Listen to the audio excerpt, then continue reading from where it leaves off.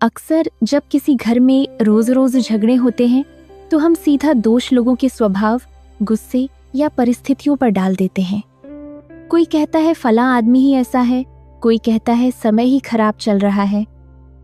मगर क्या कभी आपने ये सोचा है कि घर का वातावरण, वहां की ऊर्जा और दीवारों में बसी अदृश्य तरंगे भी इन झगड़ों की वजह बन सकती हैं? भारतीय दर्शन और आधुनिक विज्ञान दोनों इस बात को स्वीकार करते हैं कि जहां हम रहते हैं वहां की ऊर्जा हमारे मन, व्यवहार और रिश्तों को गहराई से प्रभावित करती है। ऊर्जा कोई काल्पनिक बात नहीं है। विज्ञान कहता है कि पूरा ब्रह्मांड ऊर्जा से बना है। हमारा शरीर, हमारी सोच, हमारे शब्द और यहाँ तक कि हमारी भावनाएं भी। जब कोई व्यक्ति गुस्से में बोलता है तो वह केवल शब्द नहीं छोड़ता, बल्कि एक नकारात्मक ऊर्जा भी वातावरण में फैलाता है। अब कल्पना कीजिए, यदि किसी घर में वर्षों से तनाव, तकरार, रोष और अपमान भरे शब्द बोले जाते रहे हों, तो क्या वह ऊर्जा दीवारों में, कमरों में और उस हवा में नहीं बस जाएगी? घर की दीवारें भी सब कुछ याद रखती हैं। यह बात सुनने में अजीब लग सकती है, मगर सच है। जैसे इंसान के मन में यादें जमा होती हैं, वैसे ही स्थानों में भी स्मृतियां बस जाती हैं। जिस कमरे में बार बार झगड़े होते हैं, वहां बैठते ही बेचैनी क्यों होने लगती है? क्यों कुछ घरों में घुसते ही मन भारी हो जाता है, जबकि कुछ घरों में बिना वजह सुकून मिलता है? ये सब उस स्थान की संचित ऊर्जा का परिणाम होता है। नकारात्मक ऊर्जा किसी एक दिन में नहीं बनती। ये धीरे धीरे इकट्ठा होती है। लगातार ऊंची आवाज में बात करना, अपशब्दों का प्रयोग, शक, ईर्ष्या, रोष, शिकायतें, रोना धोना और बिना समाधान के अधूरे झगड़े, ये सब मिलकर घर को एक नकारात्मक ऊर्जा क्षेत्र में बदल देते हैं। आपने देखा होगा कि कुछ परिवारों में कोई बड़ी समस्या नहीं होती, फिर भी हर कोई चिड़चिड़ा, अधीर और असंतुष्ट रहता है। इसका कारण केवल मनोवैज्ञानिक नहीं होता। जब घर की ऊर्जा असंतुलित हो जाती है तो व्यक्ति का धैर्य कम हो जाता है, सोच नकारात्मक हो जाती है और सहनशक्ति घटने लगती है। जब ऐसी ऊर्जा हावी हो जाती है तो छोटी सी बात भी बड़ा विवाद बन जाती है। ऐसे में लोग एक दूसरे की बात सुनने के बजाय केवल प्रतिक्रिया देते हैं। हमारे पूर्वज इस सत्य को बहुत पहले समझ चुके थे। इसीलिए घर में सुबह शाम दीप जलाना, धूप अगरबत्ती करना, शंखनाद और मंत्रोच्चार, ये सब केवल धार्मिक कर्मकांड नहीं थे, बल्कि ऊर्जा शुद्धि के वैज्ञानिक उपाय थे। तुलसी का पौधा, गंगा जल का छिड़काव और स्वच्छता, ये सब घर के वातावरण को सकारात्मक बनाए रखने के तरीके थे। वास्तुशास्त्र भी इसी ऊर्जा सिद्धांत पर आधारित है। गलत दिशा में रखा हुआ बेड, रसोई या शौचालय घर की ऊर्जा को बिगाड़ सकता है। जहां सूर्य का प्रकाश नहीं पहुंचता, वहां नकारात्मकता जल्दी जमती है। हालांकि हर झगड़े को वास्तु दोष कहना सही नहीं, लेकिन कई बार यह भी एक कारण बन सकता है। शब्द ऊर्जा के वाहक होते हैं। जब घर में बार बार तुम हमेशा ऐसे ही हो, तुमसे कुछ नहीं होता, मुझसे मत बोलो जैसे वाक्य बोले जाते हैं, तो ये शब्द दीवारों में गूंजते रहते हैं। धीरे धीरे यही शब्द घर की स्थायी ऊर्जा बन जाते हैं और फिर वही ऊर्जा अगली बहस को जन्म देती है। कहा जाता है कि शब्दों में बहुत शक्ति होती है और उनका प्रभाव बेहद असरदार। बहुत से घरों में झगड़े इसलिए बढ़ते हैं क्योंकि बातें कभी पूरी होती ही नहीं। लोग चुप हो जाते हैं, लेकिन मन में जहर जमा रहता है।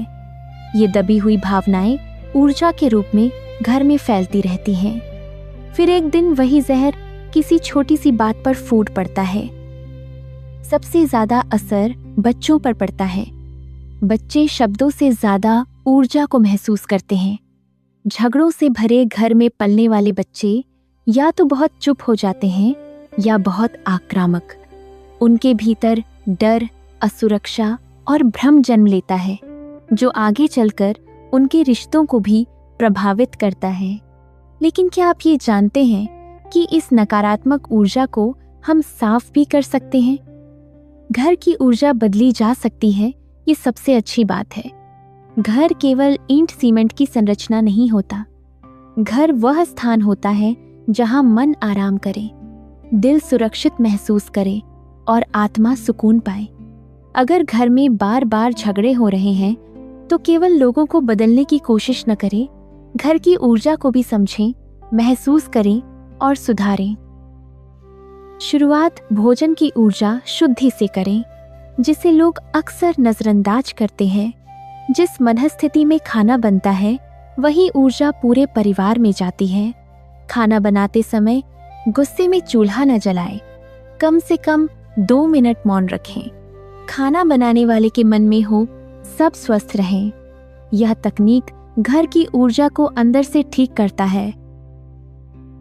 अपने कमरों की नियमित साफ सफाई केवल स्वच्छता नहीं बल्कि ऊर्जा शुद्धि भी है। धूल, बिखरी वस्तुएं और अव्यवस्था नकारात्मकता को आकर्षित करती हैं।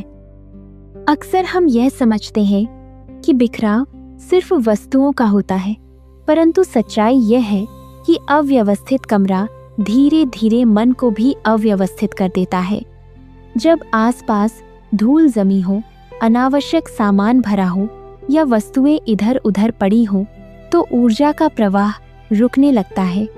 यह रुकी हुई ऊर्जा चिड़चिड़ापन, आलस्य और बेचैनी को जन्म देती है। कमरे की सफाई करते समय केवल झाड़ू पोंछा न करें, बल्कि सजगता से हर कोने को देखें। जो वस्तु लंबे समय से उपयोग में नहीं आई, उसे हटाने का साहस रखें। पुराने, टूटे या नकारात्मक यादों से जुड़े सामान को छोड़ना भीतर के बोझ को हल्का करने जैसा है।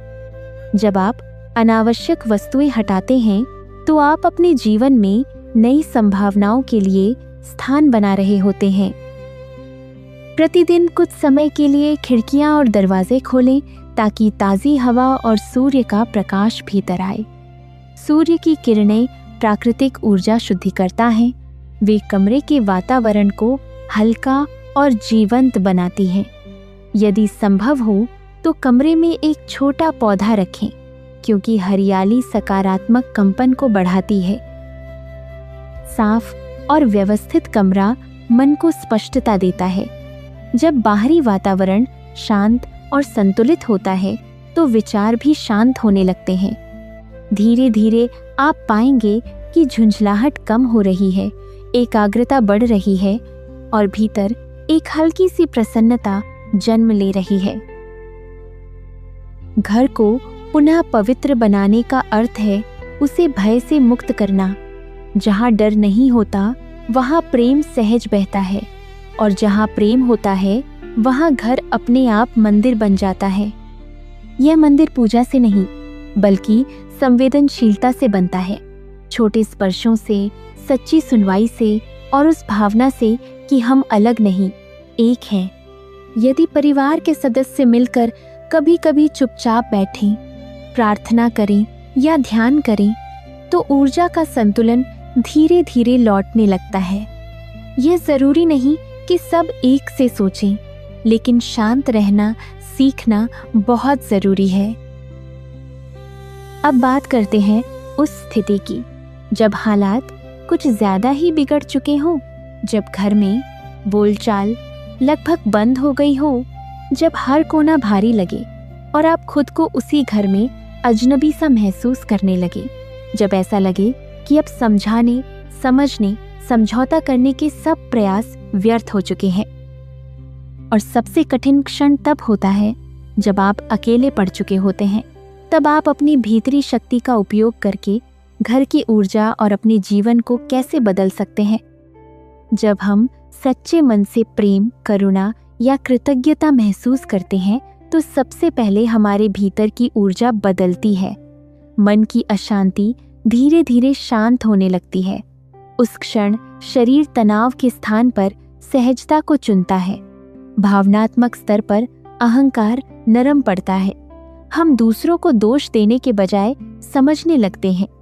करुणा हमें जोड़ती है, कृतज्ञता हमें कमी से निकालकर पूर्णता का अनुभव कराती है और प्रेम हमें सुरक्षा का भाव देता है। ऊर्जा के रूप में शुद्ध और शक्तिशाली तरंगे हमारी आत्मा से बाहर की ओर फैलती है। यही तरंगे घर की हवा में फैलती हैं, दीवारों में समाती हैं, दूसरे लोगों के मन को छूती हैं। इसीलिए कभी कभी बिना कुछ कहे भी माहौल बदल जाता है। एक शांत समय चुनें, सुबह सूर्योदय से पहले या रात सोने से ठीक पहले। घर का कोई एक कमरा चुनें जहां आप 5-10 मिनट अकेले बैठ सकें। न बात, न मोबाइल, न शिकायत, बस मौन। मौन वह जगह है जहां ऊर्जा खुद को ठीक करना सीखती है।